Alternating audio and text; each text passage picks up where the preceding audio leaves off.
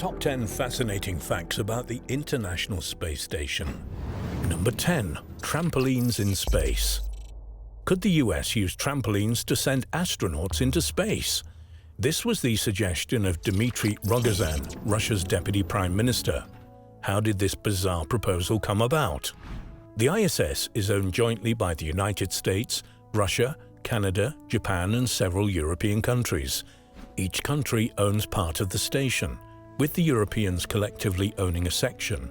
However, the ISS is actually divided into two main parts, one under US control and the other under Russia control.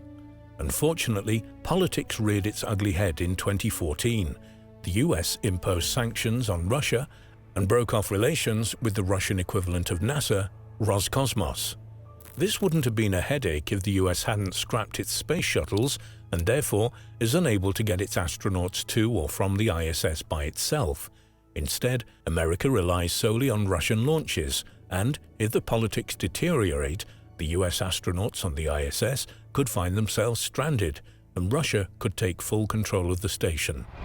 Number 9. The falling space station.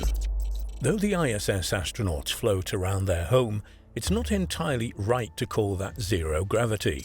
The ISS orbits the Earth at a height of between 200 and 250 miles. At that distance to the Earth, its gravitational effect is still 90% of what it's like on the ground. That's easily enough to cause the ISS to fall to Earth. So what's happening to keep it there? The ISS is falling. However, because of its speed and trajectory, it's actually falling along the curve of the Earth, missing it second by second. In effect, it's falling around the Earth. This is, of course, the same thing that's happening to the Moon. The astronauts, therefore, are in free fall with the ISS, which makes them seem weightless. 8. Rapid days.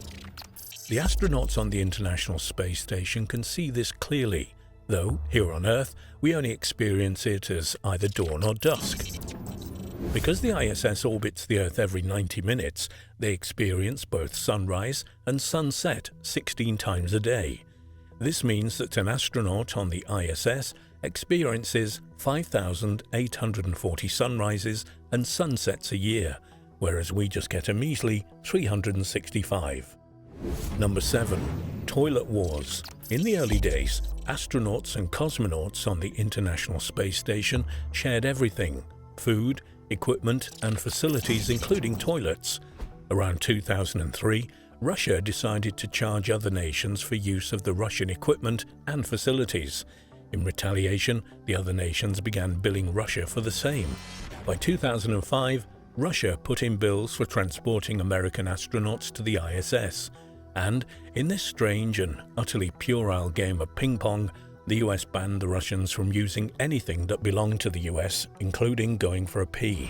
Number 6. Up in flames. Washing machines in space? No, not a sequel to the hilarious 1980 movie Airplane, but a total impossibility. The weight, the water, these add up to a no-go. So what do the astronauts and cosmonauts do about their dirty laundry? At $5,000 to $10,000 per transit between the ISS and the Earth, they can't send it back to Mum.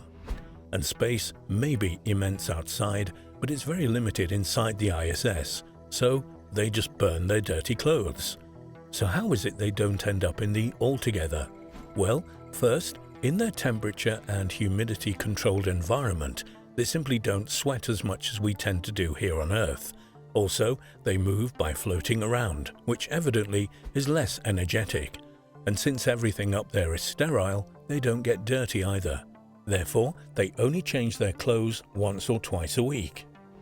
From time to time, Russia sends unmanned spacecraft to deliver supplies, including fresh clothes. Whilst the craft is docked, it's loaded with dirty clothes, trash, and what is called elimination waste, and then the craft is simply allowed to fall back to Earth over the Pacific Ocean, incinerating on the way down. Number 5. Elon Musk to the rescue.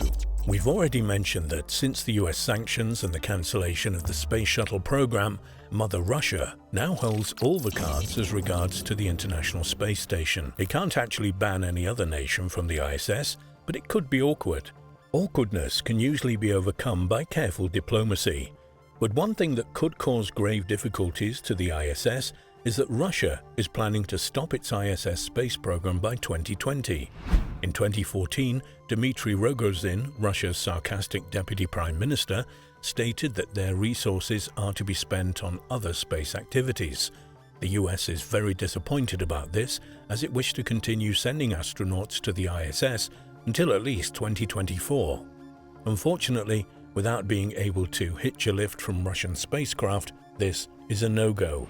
NASA is desperately trying to persuade commercial space companies like Elon Musk's Space Exploration Technologies Corporation, or SpaceX, to assist, either to rescue its astronauts or to keep the program going. Fingers crossed, Musk has announced that he's interested. Number 4. Ouch. There are some serious health downsides to spending long periods floating in space, some dangerous and some just antisocial. Typically, ISS astronauts and cosmonauts spend about 6 months in space. With every month that passes, they lose nearly 2% of the minerals in their bones. This is known as space flight osteopenia. Some astronauts have lost a quarter of their bone mass. Actually, it's a bit more complicated than that.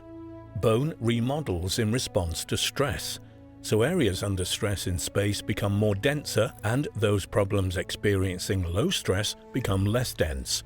This bone distortion can cause serious problems. Everybody on the ISS has to do exercises using specialized equipment. Even so, the problem, though reduced, is still a threat to their health. Also, muscles waste away in weightlessness. Although this can be minimized by exercise and back on Earth can be reversed, muscle atrophy is linked to cancer, heart failure, and liver failure. It's a wonder anyone wants to be an astronaut. Insomnia is common on the ISS, with medication being the only solution. However, this poses risks as in an emergency, you wouldn't want zombies in charge of a space station. And to cap it all, flatulence. Everyone suffers from it, both first-hand and second-hand. Number 3. Immortality.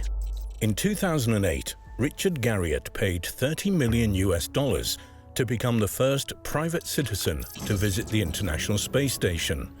He's an English-American video game designer and the son of NASA astronaut Owen Garriott. With him, he brought his Immortality Drive, a microchip time capsule containing the digitized DNA sequences of many significant friends, including Stephen Hawking and, of course, himself. His idea was that, should the Earth be destroyed, the Immortality Drive could be used by, aliens perhaps, to recreate humanity. It also contains an archive of humanity's greatest achievements. Let's hope for the future of humanity that the ISS doesn't fall from its orbit and burn out as it crashes to Earth. Number 2. Not invited. One country is totally banned from visiting the ISS: China. In 2011, the US Congress forbade any collaboration between America and Chinese space programs. The fear was that the Chinese were more interested in the potential military uses of space than in scientific research. Needless to say, this rebuff hasn't held the Chinese back. It has its own space program, has sent astronauts into space, and has even put a robot on the moon. It also plans to create its own space station to replace the ISS when its time is up. For some reason, they won't be inviting the US to join in. Number 1.